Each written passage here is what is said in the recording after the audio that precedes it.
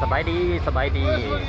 มาเบิ่งภาพบรรยากาศการเล่นบุญปีใหม่อยู่ถนนสีหอมเนาะอันนี้ก็คือภาพบรรยากาศแถวถนนสีหอมคือว่าบรรยากาศมีความคึกคืนหลายเนาะคือว่ามื้อนี้เป็นมื้อที่2ของการ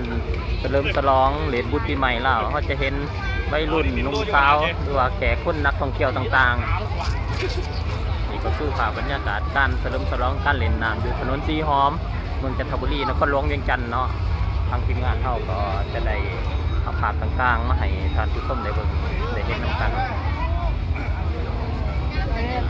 ที่ว่ามีความคึกคืนเบิกบานมวลซื่นเนาะเปียกซุ่มไปพร้อมๆกันตัวนี้คือคล้ายปืนฉีดน้ำเนาะเป็นปืนฉีดน้ำเดี๋ยวเขาจะยางไป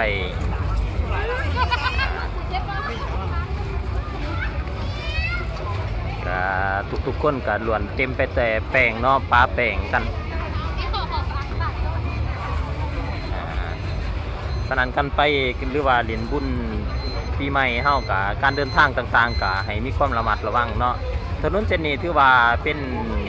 พิเศษเนาะถือว่าผู้คนแขกคนหลายเนาะถือว่าผู้คนออกมาเล่นบุญปีใหม่หลายในถนนเส้นนี้ถือว่ามีความคึกคืนเป็นพิเศษแล้วคึกคืนน่าจับตาหรือว่า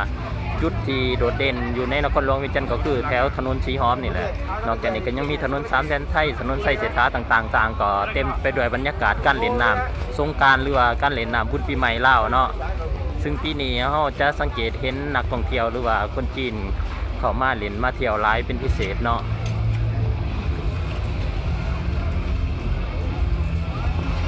เขาจะได้ให้ส้มภาพบรรยากาศไปประกอบกันที่ว่าเสียงขึ้นนะก็ตัวนี้ก็เป็นบูธเป็นโซนเนาะโซนเกียร์เนาะไปประกอบกัน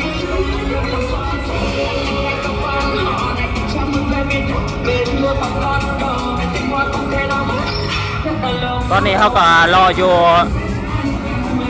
ถนนสีหอมเนาะก่อนที่มีตลาดว่าบรรยากาศที่คงคืนเนาะเราจะเห็นหนุ่มสาวเนาะต่างก็พากัน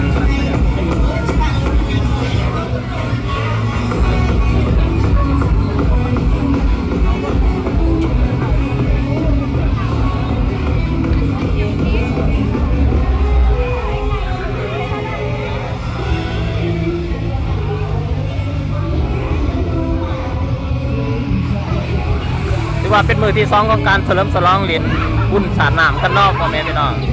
ว่าวัยรุ่นเอาก็จะเห็นวัยรุ่นหรือว่าหนุ่มสาวต่างๆเนาะต่างกาพากันมาเล่นน้ำอยู่จุดแห่งนี้ในถนนสีหอมหรือว่าจุดเล่นน้ำสีหอมเนาะเพิ่นเอิ้นว่ามีหลายเวทีในการสร้างบรรยากาศเนาะบอกว่าจะเป็นการขายเครื่องดื่มหรือว่าบอลเล่นน้ำสาดน้ำต่างๆเป็นสำหรับสีหอมเนาะสีหอมบนตลาดก็มีอาหารการกินหลากหลาย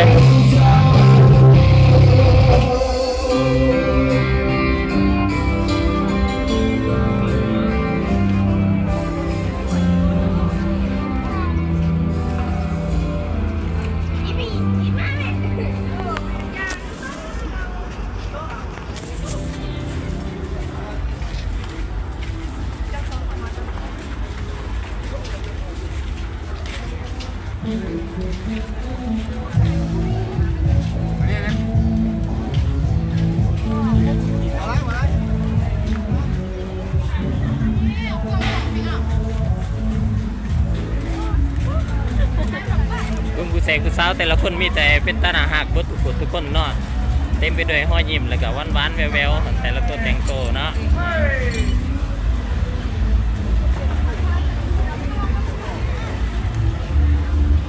ก็เป็นปางบุญใหญ่แล้วก็มีความสำคัญเนาะที่ว่าปีหนึ่งมีครั้งหนึ่งเนาะปีนี้ก็เพิ่นจัดการเฉลิมฉลองตั้งแต่วันที่13 14 15 16มื้ออื่นเป็นมื้อสุดท้ายของการเล่นบุญปีใหม่แล้วเนาะ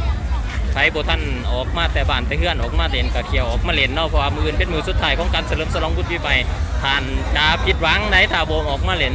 ฉะนั้นการเดินทางออกจากบ้านยังก็ให้มีความระมัดระวังต้องเซฟตี้เนาะเรื่องรถเรื่องล่างกันไปกันมากคอยไปคอยมากกฎระเบียบจราจรเมาบ่ครับ เ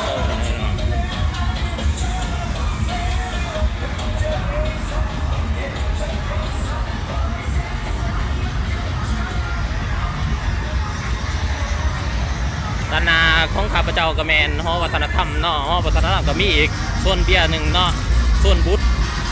เครื่องดื่มเพิ่นเอิ้นว่า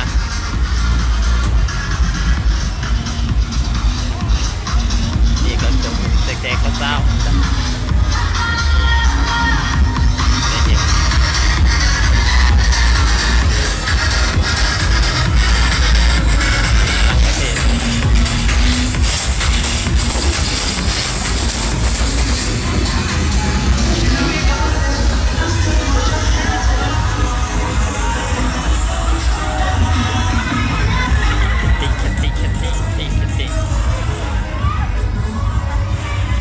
เดี๋ยวเขาจะปิ่น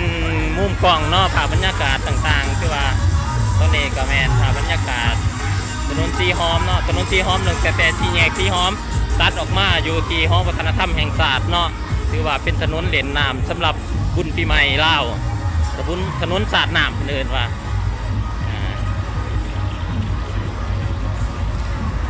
ไปคำน้ำแรงในนี่ก็จะเห็นบูธอาหารหรือว่าอาหารเพิ่นนำเอาอาหารการกินมาว่างขายเนาะก็ถือว่าเป็นระยะเป็นโอกาสที่ดีงามที่จะได้ขายเครื่องดื่มและอาหารการกินเนาะ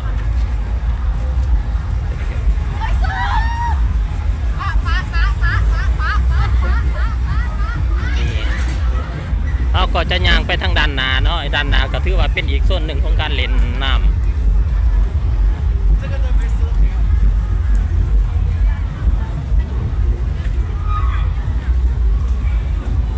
ว่าบรรยากาศของมือที่2ของการเล่นน้ำก็ยังมีความคึกคืนเนาะคือว่ามือว่านนี่ก็บ่ทันคึกคืนปานใดแต่มาในมือนี้การเล่นน้ำก็หลายขึ้นเนาะ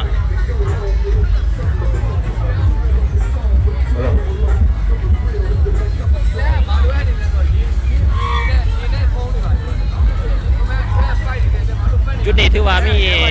ผู้คนหรือว่าวัยรุ่นออกมาเล่นน้ำหลายเนาะถือว่าบรรยากาศคึกคืนหลายในจุดนี้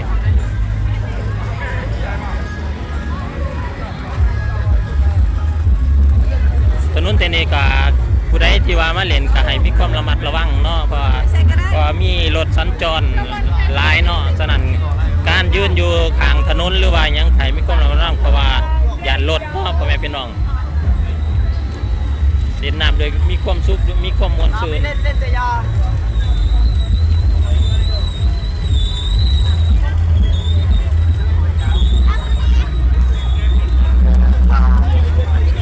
ก็คือภาพบรรยากาศการเล่นน้ำอยู่นครหลวงเวียงจันทน์เนาะถนนสีหอมและถนน3 เส้นไทยคือว่าบรรยากาศมีความคึกคืนหลายผู้คนต่างก็มาเล่นปีนี้ถือว่ามีความคึกคืนหลายกว่าทุกๆปีเนาะเพราะว่า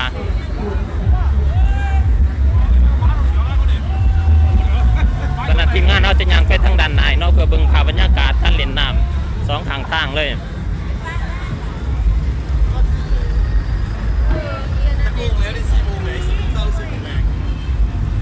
ส่วนหลายแต่ช่วงเช้ามาหาช่วงบ่ายนี่ก็บ่ทันมีผู้คนหลายปานใดเพราะว่าเนื่องจากว่าอากาศร้อนเนาะไผก็บ่อยากออกจากเรือนช่วงนี้อากาศร้อนหลายเนาะแต่ก็เป็น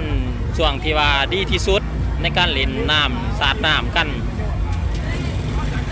แต่ยาม 3-4 โมง 5 โมงแรงนี่คนจะออกมาหลายเริ่มทยอยมาหลายเฮาเจนภาพบรรยากาศตอนค่ำคืนเนาะมีการเล่นน้ำขับข้านหน้าแดนถือว่าเป็นอีกหนึ่งภาพที่ว่าหาเบิ่งหาชมได้ยากเดี๋ยวทีมงานเราจะเก็บภาพตอนค่ำมาให้ท่านผู้ชมอีกเบิ่งใน EP 1ตอนนี้เราไปเบิ่งภาพบรรยากาศรวมๆอยู่ถนนเส้นนี้กันก่อนทางทีมงานเราก็จะย่างมาทางนี้เนาะด้านหน้าก็เป็นน้ำคลองเนาะเป็นบูธเบียร์น้ำคลองหรือว่าการยังบ่ท่านมีคนพอบันไดเนาะ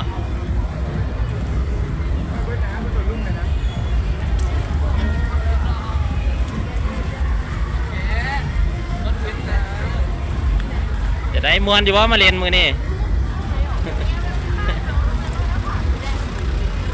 นี่ก็คือวัยรุ่นเนาะวัยรุ่นเล่าขึ้นมาวัยรุ่นเล่าสงกรานต์นอกจากคนลาวคนเขาก็ยังจะเห็นนักท่องเที่ยวคนต่างชาติเนาะเช่นว่าคนจีนคนยุโรปคนอเมริกาต่างๆนี่ก็คือการเล่นน้ำเนาะคือว่าเป็นศาสตร์มาโลดแต่รถ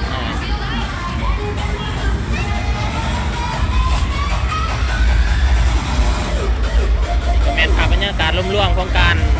เล่นน้ำเนาะ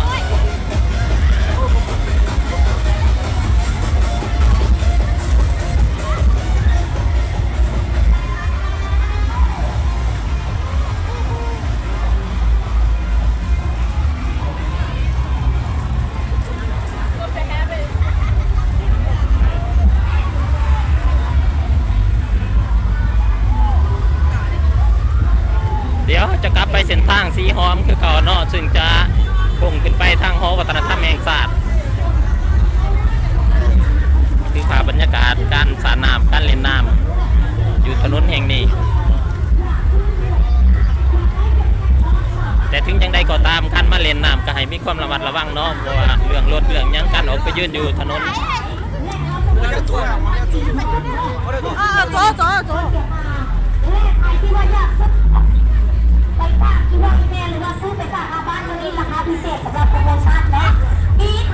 เราจะได้พักเบรกกันก่อนในระยะนี้คอยติดตาม EP ต่อไปว่าทางทีมงานเขาจะเก็บภาพบรรยากาศในจุดใดมาให้ท่านผู้ชมได้รับชมกันพบกันใหม่ EP ต่อไปสำหรับวันนี้สบายดีโชคดีปีใหม่มีความสุขปีใหม่